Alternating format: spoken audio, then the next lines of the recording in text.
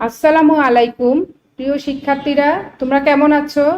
হ্যাঁ, আমিও আল্লাহর রহমতে ভালো আছি।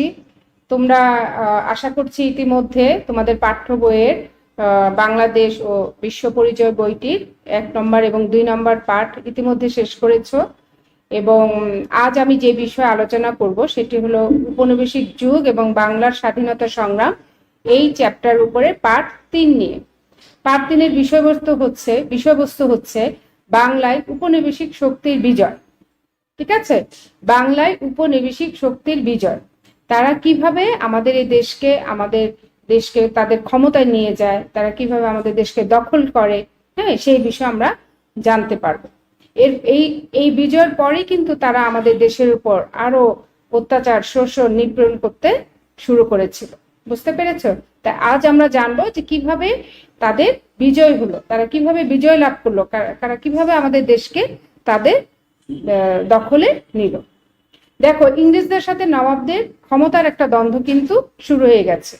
তারা ইতিমধ্যে এর আগে কি করেছিল, বিভিন্ন ব্যবসা বাণিজ্যে, হ্যাঁ, আমাদের দেশ থেকে প্রচুর অর্থ সম্পদ তারা তাদের দেশে পাচার করে নিয়ে গিয়েছিল।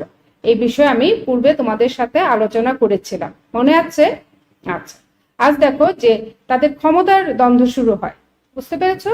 কারণ কার ক্ষমতা কতটুকু, কার দায়িত্বে কতটুকু, এই নিয়ে তাদের মধ্যে একটা বিশাল দ্বন্দ্ব। কে দেশ শাসন করবে, কে কি করবে, এই বিষয়।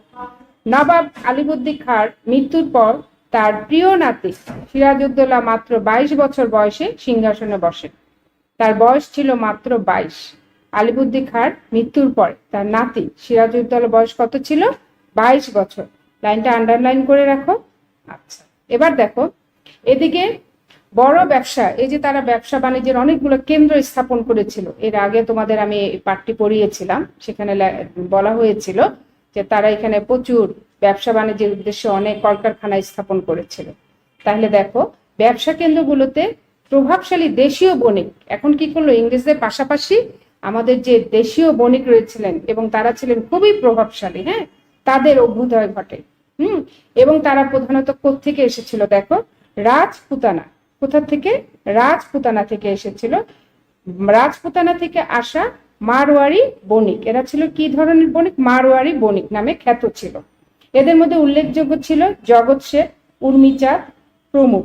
এরাই ছিল উল্লেখযোগ্য। তারা কি করলো, তারা কিন্তু একটা প্রভাবশালী বণিক ছিল এবং তারা ইংরেজদের ব্যবসা বাণিজ্য প্রসারের সাথে সাথে তারাও নিজেরা এখানে ব্যবসা বাণিজ্য প্রসার করতে লাগলো। এরপরে দেখো, নবাবের বিরুদ্ধে ওই সময় কি হলো দেখো, নবাবকে কিভাবে পরাজিত করা যায়, এগুলোর ধাপগুলো তোমরা এখন বুঝতে পারবে। ওই সময় একাধিক দেশীয় ষড়যন্ত্রকারী এবং ইংরেজরা গোপনে এখানে কি করে, একটা জোট বাঁধে। তারা বিভিন্ন ধরনের ষড়যন্ত্রে লিপ্ত হয় যে কিভাবে নবাবকে, হ্যাঁ, তার যে মসনদ, এই মসনদ থেকে কিভাবে তাকে বিতাড়িত করা যায়। এই বিষয়ে সবচেয়ে বেশি যে বড় ভূমিকা রেখেছিল, তিনি অতি আপনজন ছিলেন নবাবের বড় খালা। তার নাম কি? ঘসিটি বেগম। আন্ডারলাইন করে রাখো, খালা ঘসিটি বেগম। এবং সেনাপতি মীর জাফর আলী খান। সেনাপতি কে ছিলেন? নবাবের খুব কাছের, হ্যাঁ, যিনি তাকে সবচেয়ে বেশি বিশ্বাস করতেন, মীর জাফর আলী খান। এরাই কিন্তু কি বিশ্বাসঘাতকতা করে। তারা ইংরেজদের সাথে হাত মিলায় যে কিভাবে নবাবকে বিতাড়িত করা যায় তার এই মসনদ থেকে। এরই ফলপ্রসূতে কি হয়েছিল, 1757 সালে 23শে জুন নবাবের পরাজয় হয়। নবাব আর টিকতে পারলেন না, তার পরাজয়। কারণ তার কে ছিল সবচেয়ে কাছের মানুষ, তার নিকটতম আত্মীয় স্বজন এবং তার প্রিয় সেনাপতি মীর জাফর আলী খান, যাকে তিনি খুব বিশ্বাস করতেন, তারাই তার সাথে বিশ্বাসঘাতকতা করে। তারা ষড়যন্ত্রে লিপ্ত হয়। কাদের সাথে? ইংরেজদের সাথে তারা হাত মিলায় যে কিভাবে নবাবকে এখান থেকে দূর করা যায়। এরপরে দেখো, নবাব ইংরেজরা মীর জাফরকে, এরপরে নবাবের তো পরাজয় হলো, নবাব মৃত্যুবরণ করলেন সিরাজউদ্দৌলা। এরপর ইংরেজরা কি করলো, মীর জাফরকে নবাব বানালেন। কিন্তু সেনাপতি ছিলেন রবার্ট ক্লাইভ। দেখো, নামটা আন্ডারলাইন করে রাখো, রবার্ট ক্লাইভ। তিনি ছিলেন সর্বে সর্বা। তিনি সবকিছু তার দখলে ছিল, তার ক্ষমতায় ছিল, হ্যাঁ, সবকিছু তার হাতের মুঠোয় ছিল। কিন্তু উপর দিয়ে কাকে, মীর জাফরকে কি করেছিলেন?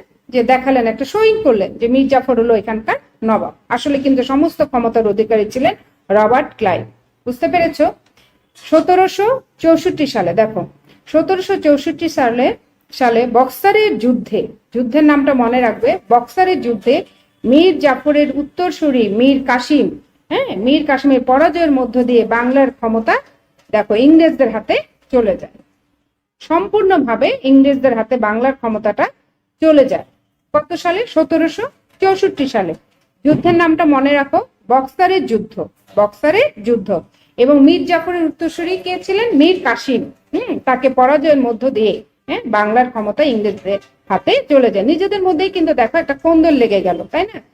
ইংরেজরাই বসালো তাদেরকে নবাব হিসাবে, মীর জাফর, পরবর্তীতে মীর কাসেম, কিন্তু তাদেরকেই তারা যুদ্ধের মাধ্যমে পরাজিত করে পুরো বাংলার ক্ষমতা দখল করে নেয় ইংরেজরা, ইস্ট ইন্ডিয়া কোম্পানি, ব্রিটিশ। তোমাদের মনে এখন একটা প্রশ্ন জাগতে পারে, ওরা তো ভিনদেশী, তাই না? ওরা অন্য দেশ থেকে এসেছে এবং তাদের উদ্দেশ্য ছিল বাণিজ্য করা, কিন্তু তারা কিভাবে এই দেশটাকে তাদের দখলে নিল এবং এই বিজয়ের কারণ কি? তারা যে বিজয় হলো এর কারণ কি? এখানে আমি কয়েকটা পয়েন্ট আকারে তোমাদের সাজিয়ে দিয়েছি। কারণগুলো অবশ্যই মুখস্থ করবে, প্রথমে বুঝবে তারপরে মুখস্থ করে নেবে। দেখো, প্রথমে হলো বাংলার শাসকদের দুর্বলতা। বাংলায় যারা শাসন কার্যে ছিলেন তারা ছিলেন কি?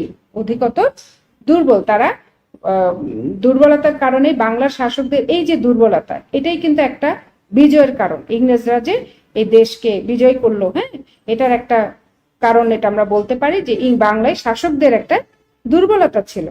এরপর আরেকটা কারণ ছিল অভ্যন্তরীণ কোন্দল এবং চক্রান্ত। নিজেদের মধ্যেই কোন্দল ছিল, চক্রান্ত ছিল সবসময়, যে কিভাবে এই নবাবকে বিতাড়িত করা যায়, মসনদ থেকে তাকে সরানো যায়।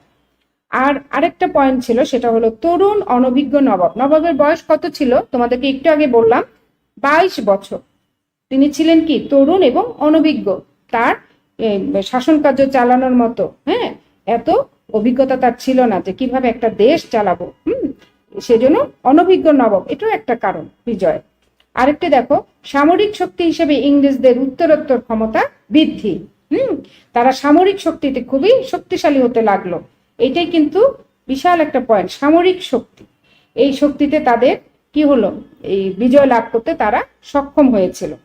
আর ইংরেজদের কূটকৌশল বোঝার মতো রাজনৈতিক নেতৃত্বের অভাব ছিল। রাজনৈতিক নেতৃত্বে যারা ছিলেন তারা ইংরেজদের এত ছল চাতুরে, এত যে তারা বিভিন্ন ধরনের কৌশল টেকনিক অবলম্বন করেছিল, তারা এগুলোতে বুঝতে অপারগ ছিল। দেশীয় যে রাজনীতিবিদরা ছিলেন, রাজনৈতিক নেতৃত্বের অভাব ছিল। আচ্ছা, এরপর 6 নম্বর দেখো, ইংরেজদের উন্নত সামরিক শক্তি, রণকৌশল এবং নেতৃত্ব। তারা এসব বিষয় খুবই পারদর্শী এবং তারা খুবই কিভাবে শাসন কার্য চালানো যায়, নেতৃত্ব দেওয়া যায়, এইসব বিষয় তারা খুবই পারদর্শী ছিল। কারা? ইংরেজরা। এরপরে দেখো, নির্যাতিত প্রজাদের সাথে শাসকদের দূরত্ব। কারণ ইংরেজরা কি করতো? প্রজাদেরকে, মনে আছে আমি যে পড়িয়েছিলাম, প্রজাদেরকে তারা কর আদায় করতো, ঠিক আছে, বিভিন্ন চাপের মাধ্যমে তারা প্রজাদের কাছ থেকে বড় বড় অঙ্কের কর আদায় করতো। এবং শাসকদের সাথে তখন নির্যাতিত এই যে প্রজা, তাদের সাথে শাসকের একটা দূরত্ব বেড়ে যায়। এবং আরেকটি কারণ ছিল, যখন নবাবদের সাথে ইংরেজদের দ্বন্দ্ব, তখন বাংলার মানুষ ছিল কি? একেবারেই নির্বিকার যে এই নবাবদের সাথে ইংরেজদের দ্বন্দ্ব, তা আমরা কি করবো? আমরা তো অতি সাধারণ মানুষ, আমরা এই বিষয়ে কি করব বা আমাদের কি করার আছে? তারা নিজেরাই ছিল নির্যাতিত। বুঝতে পেরেছো? তা এইসবই হলো, এই যে এখানে আমি কয়েকটা পয়েন্ট দিয়েছি, 6, 7, 8টা পয়েন্ট মোটামুটি উল্লেখ করেছি, এগুলোই হলো মূল কারণ। এই যে ভিনদেশি বাণিজ্যিক কোম্পানিগুলো, এই যে ইস্ট ইন্ডিয়া কোম্পানি, এই যে ইংরেজরা আমাদের দেশ দখল করলো, তারা যে বিজয় লাভ করলো, এগুলোই ছিল মূল কারণ। তোমাদের এই প্রথম অধ্যায় পার্ট 3-এর বিষয়বস্তু ছিল আজকে এই পর্যন্তই। বুঝতে পেরেছো? এখানে ছিল যে বাংলায় উপনিবেশিক শক্তির বিজয়, আজকের মূল বিষয় পার্ট 3-এর এটাই ছিল। তা আশা করছি তোমরা বুঝতে পেরেছো। বুঝতে পেরেছো। আর কমেন্টস করবে, কমেন্টস লিখবে যে কোথায় বুঝতে পারো না, কিভাবে পড়ালে তোমাদের পড়াটা আরেকটু সহজ লাগবে, যে এভাবে আমাদেরকে বুঝাবেন বা কিছু কমেন্টস লিখবো, কোনো প্রবলেম নেই। ওকে, আচ্ছা তাহলে আজ এই পর্যন্তই। হ্যাঁ, এর পরবর্তী ক্লাসে আমরা যে বিষয়গুলো নিয়ে আলোচনা করব সেটি হলো উপনিবেশিক শাসন এবং শোষণ, তারা কিভাবে শাসন করেছিল, কিভাবে আমাদের দেশের সাধারণ মানুষকে নির্যাতন করেছিল, শোষণ করেছিল, সেই বিষয়ের উপর আলোচনা করব।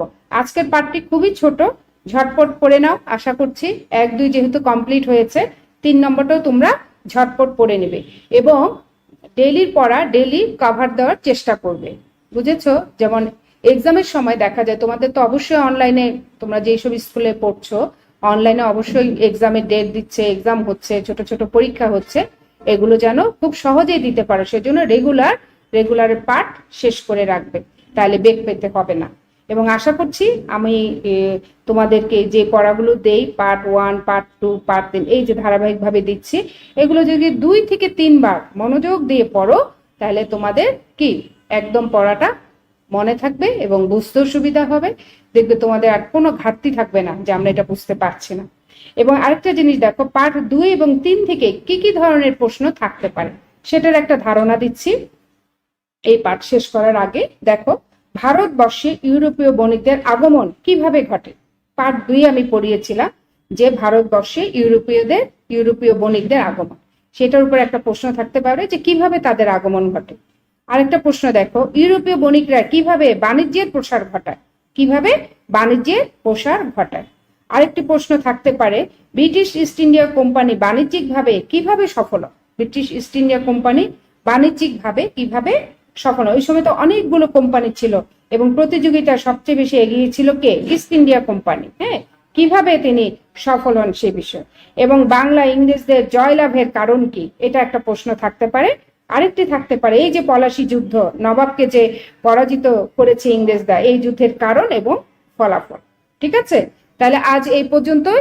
তোমরা আশা করছি পার্ট 3 কমপ্লিট করবে।